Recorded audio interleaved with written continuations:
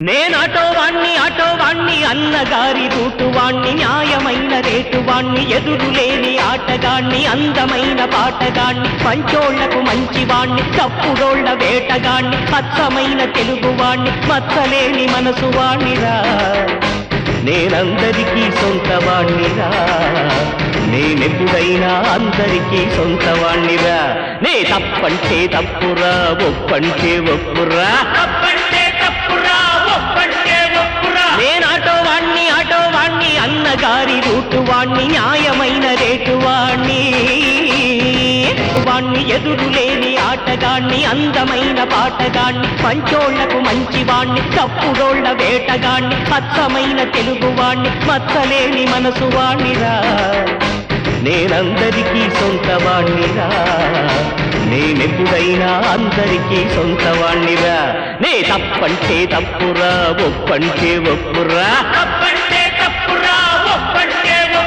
నేనాటో వాణ్ణి అన్నగారి రూటువాణ్ణి న్యాయమైన రేటువాణ్ణి రేటువాణ్ణి ఎదురులేని ఆటగాణ్ణి అందమైన పాటగాణ్ణి పంచోళ్లకు మంచివాణ్ణి తప్పుడోళ్ల వేటగాణ్ణి. అందరికీ నమస్కారం.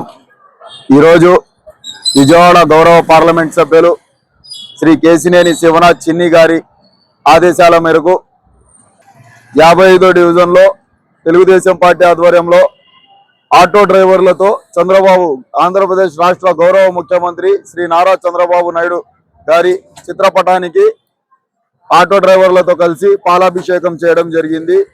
ఎందుకంటే ఇచ్చిన మాట ప్రకారం చంద్రబాబు నాయుడు గారు ఆటో డ్రైవర్లని 15,000 రూపాయలు వేసి ఆదుకున్నారు. వాళ్ళ ఆటో డ్రైవర్లందరూ నిజాం గేట్ సెంటర్లో చంద్రబాబు చిత్రపటానికి పాలాభిషేకం చేసి సంతోషం వ్యక్తం చేస్తున్నారు.